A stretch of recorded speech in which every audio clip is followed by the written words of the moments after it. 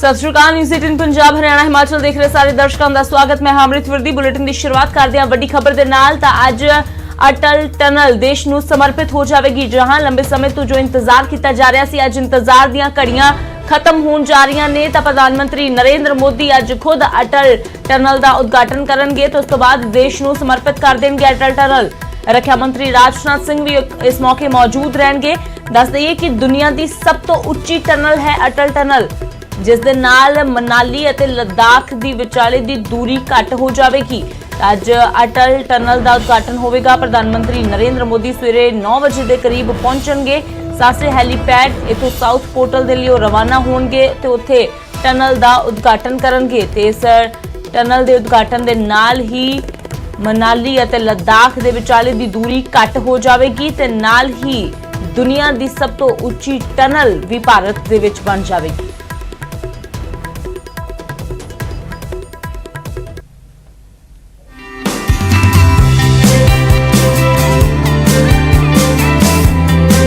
प्रधानमंत्री मोदी अटल टनल नूं हुण देश नूं समर्पित करन जा रहे ने।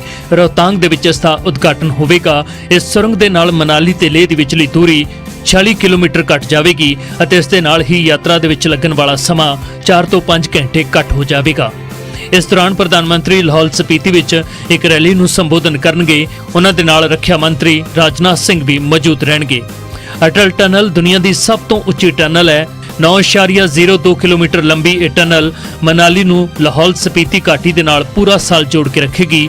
भारी बर्फबारी की वजह दे नाल हर साल लाहौल स्पीति का संपर्क 6 महीने के लिए देश के नालों कट जाता है, जिस की वजह नाल फौज और स्थानक लोगों को खासियां दिक्कतों का सामना करना पैंदा सी।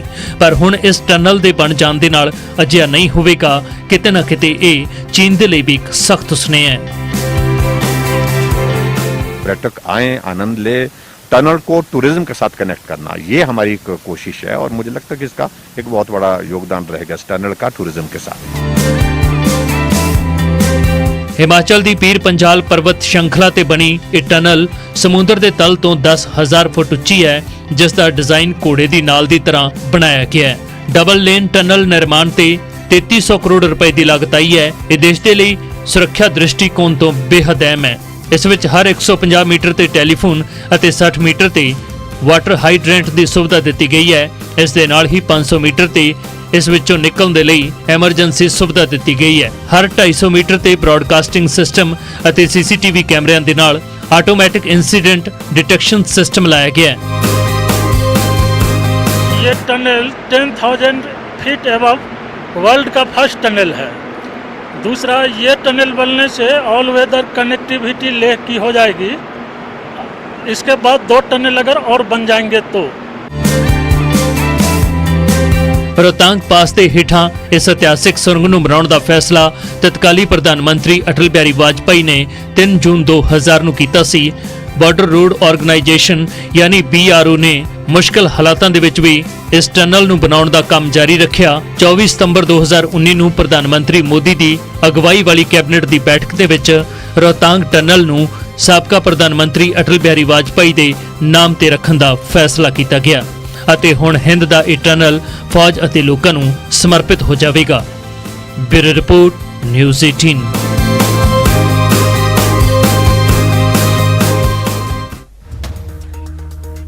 आज अटल टनल देश नूं समर्पित हो जाएगी। तैयारियां पूरियां कर लिया गई ने। फिलहाल किस तरह का माहौल है जानते मनाली तो मेरे सहयोगी प्रदीप ठाकुर लाइव जुड़े हुए ने। तो प्रदीप, लंबे समय का इंतजार आज खत्म होने जा रहा है। दुनिया की सबसे ऊंची अटल टनल आज देश को समर्पित होने जा रही है। फिलहाल किस तरह की तैयारियां, चहल पहल और प्रधानमंत्री कितने बजे पहुंच रहे हैं?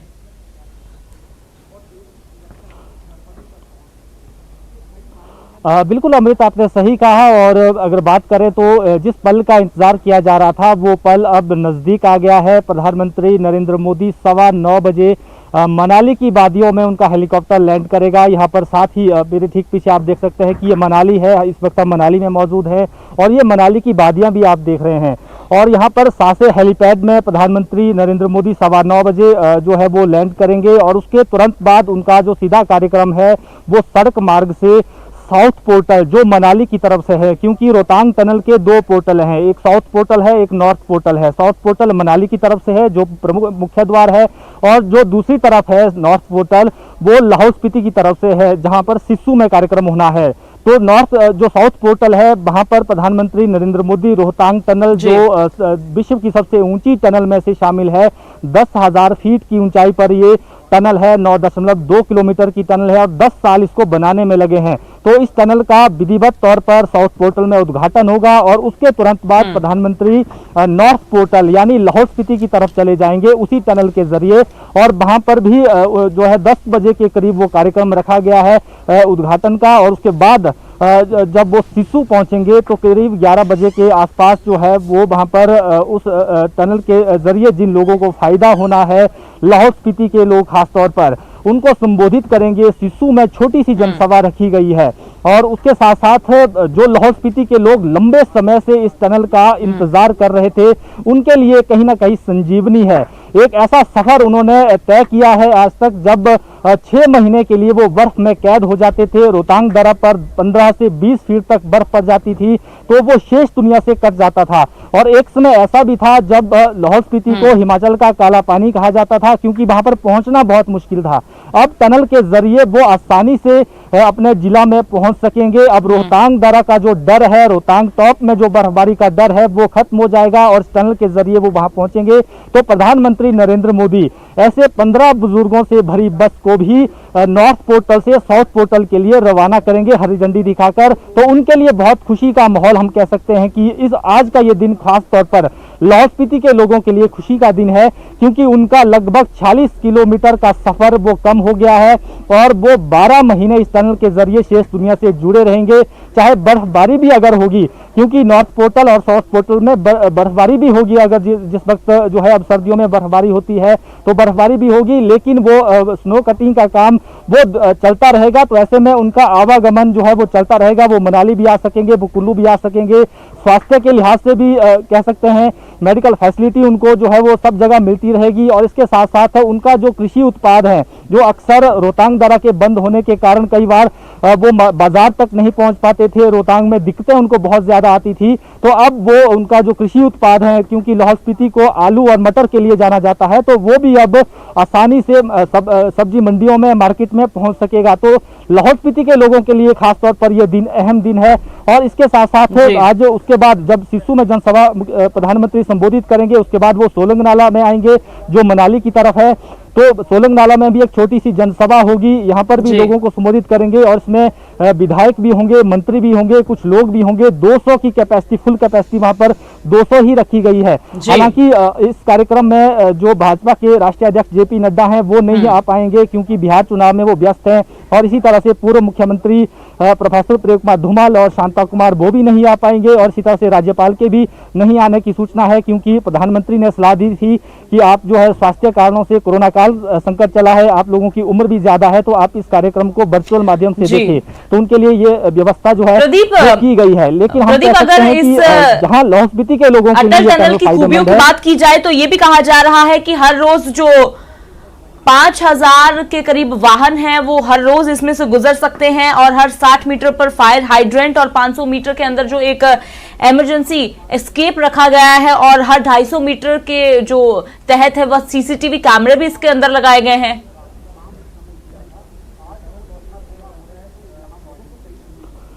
बिल्कुल अमृत, आपने सही कहा। ये जो टनल है ये कह सकते हैं कि इंजीनियरिंग का एक नायाब नमूना है और इस टनल में बहुत सारी खूबियां हैं। 4G से लेस ये टनल रहेगी, इसमें 4G की सुविधा भी टनल के भीतर ही मिलेगी। तो ऐसे में बहुत सारी खूबियां इस टनल में हैं और विपरीत परिस्थितियों में ये आवागमन के लिए न केवल आम लोगों के लिए बल्कि सामरिक दृष्टि से, सैन्य दृष्टि से भी बहुत महत्वपूर्ण है। और जिस तरह से हम पहले भी बात कर रहे थे कि जो ये टनल है ये सैन्य दृष्टि से इसलिए महत्वपूर्ण रहेगी कि जिस तरह से 1999 में जो कारगिल युद्ध हुआ था तो उस वक्त इसी रोहतांग मार्ग के माध्यम से यहाँ से बहुत सारा रसद है, सैन्य ताकत है, वो गई थी। तो ऐसे में यहाँ से सीधा संपर्क लेह के साथ हो सकेगा। और फिर भी जो अभी क्योंकि इस टनल के बनने के बाद 46 किलोमीटर का सफर वो कम हो गया है केलंग के लिए भी और इसी तरह से जो लेह है वहां के लिए भी, क्योंकि किसी भी प्रकार की अगर विपरीत परिस्थिति हो जाती है, चीन के साथ जिस तरह से तनाव चला हुआ है और इसी तरह से पाकिस्तान के साथ भी तनाव चला हुआ है, तो लेह जो है वो एक ऐसा बेस कैंप है जहां से युद्ध जैसी स्थिति में भी लड़ा जाएगा, लेकिन उसके लिए जो लॉजिस्टिक बिल्डअप है, जो लॉजिस्टिक सपोर्ट की जरूरत रहती है वो मिलेगी, तो वो इस टनल के जरिए मिलेगी और वो 12 महीने मिलती रहेगी। हालांकि अभी कुछ 3 टनल और प्रदीप, तो आज इंतजार खत्म होने जा रहा है, तो लगातार नजर बनी हुई है इस बड़ी खबर पर। फिलहाल तक की जानकारी के लिए शुक्रिया। इंतजार ਦੀਆਂ ਘੜੀਆਂ ਖਤਮ ਹੋ ਗਈਆਂ ਨੇ। ਮਨਾਲੀ ਅਤੇ ਲੇਹ ਦੇ ਵਿਚਾਲੇ ਦੀ ਦੂਰੀ ਇਸ ਅਟਲ ਟਨਲ ਦੇ ਨਾਲ ਜਿਹੜੀ 46 ਕਿਲੋਮੀਟਰ ਤੱਕ ਘਟ ਜਾਵੇਗੀ। ਖੂਬੀਆਂ ਦੇ ਨਾਲ ਲੈਸ ਇਹ ਅਟਲ ਟਨਲ ਅੱਜ ਦੇਸ਼ ਵਾਸੀਆਂ ਨੂੰ ਪ੍ਰਧਾਨ ਮੰਤਰੀ ਦੇ ਵੱਲੋਂ ਸਮਰਪਿਤ ਕਰ ਦਿੱਤੀ ਜਾਵੇਗੀ।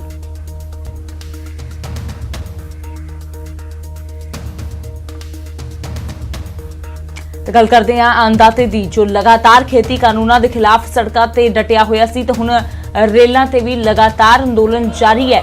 जी हाँ, रेल रोको अंदोलन 31 किसान जथेबंदियां दे सदे ते जो दिता गया उसका तीसरा दिन है, ते लगातार किसान दिन रात डटे हुए ने। किसानां दे धरने दे विच औरतां, नौजवान, बच्चे सब शामिल ने। वख-वख जथेबंदियां भी किसानां दे हक विच नितर आईयां ने। 5 तस्वीरां तुसीं देख रहे हो, वख-वख थावां दीयां तस्वीरां ने। हर थां ते किसान डटे हुए ने। इक्को एक मंग है कि इन्हां खेती कानूनां नूं वापस लिया जावे। तां संगरूर, गुरदासपुर, मानसा, बठिंडा ਦੀਆਂ ਤਸਵੀਰਾਂ ਤੁਸੀਂ ਦੇਖ ਰਹੇ ਹੋ। ਨਾਅਰੇਬਾਜ਼ੀ ਕੀਤੀ ਜਾ ਰਹੀ ਹੈ। ਬਿਆਸ ਦੇ ਵਿੱਚ ਵੀ ਕਿਸਾਨ ਵੱਡੀ ਗਿਣਤੀ 'ਚ ਡਟੇ ਹੋਏ ਨੇ। ਤਾਂ ਆਪੋ ਆਪਣੇ ਬੈਨਰ ਦੇ ਹੇਠ ਕਿਸਾਨ ਡਟੇ ਹੋਏ ਨੇ। ਨਾਅਰੇਬਾਜ਼ੀ ਕੀਤੀ ਜਾ ਰਹੀ ਹੈ ਸਰਕਾਰ ਦੇ ਖਿਲਾਫ, ਖੇਤੀ ਕਾਨੂੰਨਾਂ ਦੇ ਖਿਲਾਫ।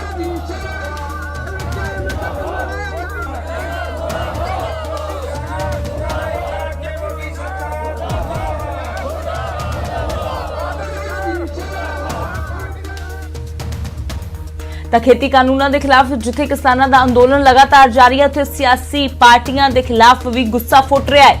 ਬਰਨਾਲਾ ਦੇ ਵਿੱਚ ਕੈਬਨਿਟ ਮੰਤਰੀ ਗੁਰਪ੍ਰੀਤ ਕਾਂਗੜ ਦਾ ਵਿਰੋਧ ਕੀਤਾ ਗਿਆ ਕਿਸਾਨਾਂ ਦੇ ਵੱਲੋਂ, ਤਾਂ ਅੰਮ੍ਰਿਤਸਰ ਦੇ ਵਿੱਚ ਤਰੁਣ ਚੁੱਘ ਨੂੰ ਕਿਸਾਨਾਂ ਦੇ ਵਿਰੋਧ ਦਾ ਸਾਹਮਣਾ ਕਰਨਾ ਪਿਆ। ਦੋਵੇਂ ਪਾਸੇ ਸਿਆਸਤਦਾਨਾਂ ਨੂੰ ਇਹਨਾਂ ਕਿਸਾਨਾਂ ਨੇ ਘੇਰ ਲਿਆ।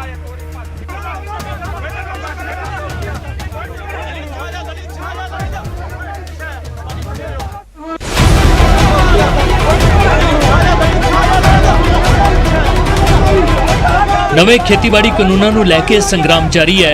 ਕਿਸਾਨ ਇਹਨਾਂ ਕਾਨੂੰਨਾਂ ਦਾ ਜੰਮ ਕੇ ਵਿਰੋਧ ਕਰ ਰਹੇ ਨੇ ਤੇ ਪਿੱਛੇ ਹਟਣ ਨੂੰ ਤਿਆਰ ਨਹੀਂ। ਬੀਜੇਪੀ ਨੇ ਕਿਸਾਨਾਂ ਨੂੰ ਜਾਗਰੂਕ ਕਰਨ ਦੀ ਕਵਾਇਦ ਸ਼ੁਰੂ ਕਰ ਦਿੱਤੀ ਹੈ, ਪਰ ਕਿਸਾਨ ਕੇਂਦਰ ਦੇ ਇਸ ਫੈਸਲੇ ਦੀ ਖਿਲਾਫਤ ਕਰ ਰਹੇ ਨੇ।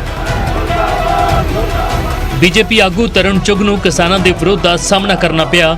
ਤਰੁਣ ਚੁੱਘ ਅਜਨਾਲਾ ਦੇ ਪਿੰਡ ਛੀਨਾ ਵਿੱਚ ਕਿਸਾਨਾਂ ਨੂੰ ਨਵੇਂ ਖੇਤੀਬਾੜੀ ਕਾਨੂੰਨਾਂ ਦੇ ਫਾਇਦੇ ਗਿਣਵਾਉਣ ਅਤੇ ਜਾਗਰੂਕ ਕਰਨ ਪਹੁੰਚੇ ਸਨ, ਪਰ ਕਿਸਾਨਾਂ ਨੇ ਉਹਨਾਂ ਦੀ ਗੱਡੀ ਨੂੰ ਰਸਤੇ ਵਿੱਚ ਰੋਕ ਲਿਆ। ਕਿਸਾਨ ਤਰੁਣ ਚੁੱਘ ਦੀ ਗੱਡੀ ਦੇ ਅੱਗੇ ਲਿਟ ਗਏ। ਪੁਲਿਸ ਨੇ ਬੜੀ ਮੁਸ਼ਕਿਲ ਦੇ ਨਾਲ रास्ता साफ करवाया। वो हमारे किसी भी सवाल का जवाब नहीं दे पाए और उन्होंने माना भी एमएसपी जो है सभी किसान जिन्सों का एमएसपी होना चाहिए और सभी किसान जिन्सों को एमएसपी पे खरीद की गारंटी होनी चाहिए।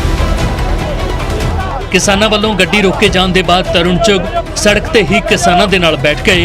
इस दौरान काफी सवाल जवाब हुंदे रहे। तरੁਣ ਚੁੱਘ किसानां नूं नवे खेतीबाड़ी बिलों के बारे समझाउंदे रहे, पर किसान अपने तर्क दिंदे रहे। किसान जथेबंदियां नाल गल करो ना कि तुसीं पिंडां दे विच करो। असीं जे तुसीं इह करोगे असीं तुहाडे कोल आना जी। तुसीं सानूं इह जवाब दिओ कि मक्की 100 रुपये तो ला के 1100 रुपये तक। हमारा मिशन ही किसानों के पास जाना है। ये हमारे भाई हैं और प्रधानमंत्री मोदी जी ने जो फैसला किया है उन फैसलों के बारे में इनकी एक हाई पावर कमेटी केंद्र की सरकार के साथ बैठेगी, कृषि मंत्री के साथ बैठेगी, इनके संशय दूर कराए जाएंगे। तरੁਣ चुੱਘ ने अपने इस विरोध का ठीकरा विरोधियों के सिर ते भन दिता है। मनमोहन सिंह जी पूर्व प्रधानमंत्री 9/1/2017 को उन्होंने आकर पंजाब के अंदर 90,000 करोड़ के किसानी कर्जे की माफी की बात की थी। मेरी आपसे विनती है राहुल गांधी, कल आप आ रहे हैं, ट्रैक्टर पर बैठने से पहले घोषणा कीजिए कि अगले 4 दिनों में 90,000 करोड़ रुपया किसानों को मिल जाएगा। चुग दी मनीए तो कांग्रेस ते अकाली दल किसानां नूं गुमराह कर रहे ने, पर बीजेपी पिंड पिंड जाके किसानां नूं नवे खेती कानूनां दे बारे जागरूक कर रही है। ਚੁਗ ਨੇ ਵੀ ਦਾਅਵਾ ਕੀਤਾ ਕਿ ਕਿਸਾਨ ਕਾਂਗਰਸ ਤੇ ਅਕਾਲੀ ਦਲ ਦੀ ਚਾਲ ਨੂੰ ਸਮਝ ਚੁੱਕੇ ਨੇ ਤੇ ਹੁਣ ਉਹਨਾਂ ਦੀਆਂ ਗੱਲਾਂ ਵਿੱਚ ਨਹੀਂ ਆਉਣਗੇ। किसान भगवान है और भगवान के चरणों को हाथ लगाना, भगवान के चरण अमृत को पीना और किसान को रेल पटरी पर नहीं खेत में काम करना है। देश की तरक्की के लिए, देश की जो मोदी साहब का सपना है किसान की आमदन दोगुना करने का, हम उसको पूरा करें।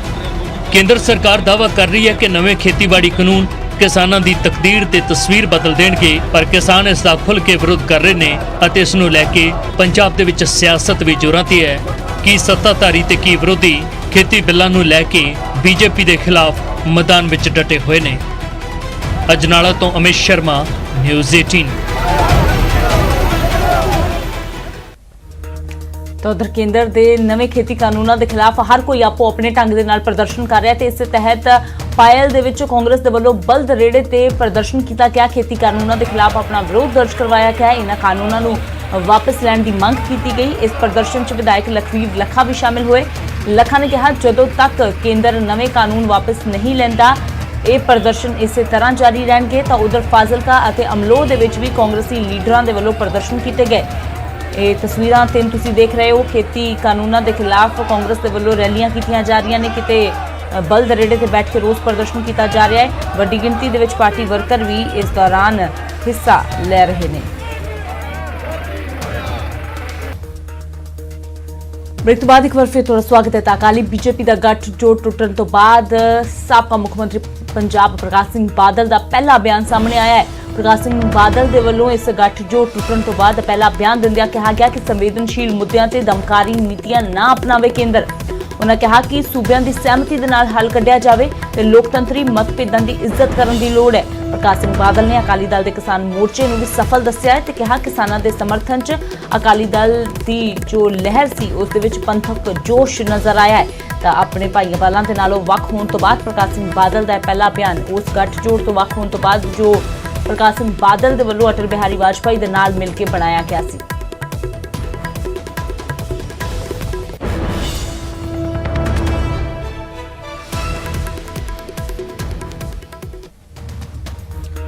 ਤੇ ਇਧਰ ਇੱਕ ਦੂਜੇ ਤੋਂ ਵੱਖ ਹੋਣ ਤੋਂ ਬਾਅਦ ਹੁਣ ਅਕਾਲੀ ਬੀਜੇਪੀ ਦੇ ਵੱਲੋਂ ਸਿਆਸੀ ਵਾਰ ਪਲਟਵਾਰ ਵੀ ਸ਼ੁਰੂ ਕਰ ਦਿੱਤੇ ਗਏ ਨੇ। ਅਕਾਲੀ ਦਲ ਦੇ ਵੱਲੋਂ ਜੋ ਸ਼ਕਤੀ ਪ੍ਰਦਰਸ਼ਨ ਕੀਤਾ ਗਿਆ ਉਸ ਤੇ ਬੀਜੇਪੀ ਨੇ ਵਾਰ ਕਰਦਿਆਂ ਕਿਹਾ ਕਿ ਪੰਜਾਬ ਦਾ ਮਾਹੌਲ ਖਰਾਬ ਕਰਨ ਦੀ ਕੋਸ਼ਿਸ਼ ਕਰ ਰਿਹਾ ਹੈ ਅਕਾਲੀ ਦਲ। ਤਾਂ ਅਕਾਲੀ ਦਲ ਨੇ ਵੀ ਜਵਾਬ ਦੇਣ 'ਚ ਸਮਾਂ ਨਹੀਂ ਲਾਇਆ।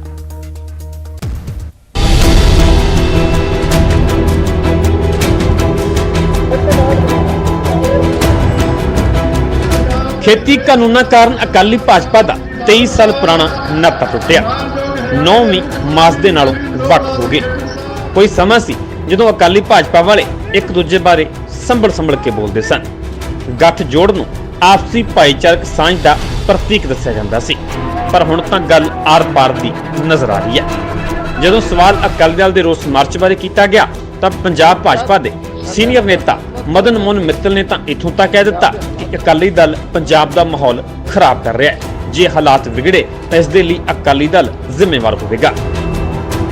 ਧਰਮ ਯੁੱਧ ਮੋਰਚਾ ਵੀ ਇਸ ਤਰ੍ਹਾਂ ਹੀ ਲੱਗਿਆ ਤਾਂ, ਔਰ ਧਰਮ ਯੁੱਧ ਮੋਰਚੇ ਚੋਂ ਆਖਿਰ ਦੇ ਵਿੱਚ ਆਤੰਕਵਾਦ ਨਿਕਲਿਆ। ਇਹ ਹੁਣ ਕਿਆ ਨਿਸ਼ਾਨਾ ਇਹਨਾਂ ਦਾ? ਆਤੰਕਵਾਦ ਦੁਆਰਾ ਲਿਆਉਣ ਦਾ ਨਿਸ਼ਾਨਾ, ਪੰਜਾਬ ਦੇ ਹਾਲਾਤ ਕਰਨ ਦਾ ਨਿਸ਼ਾਨਾ।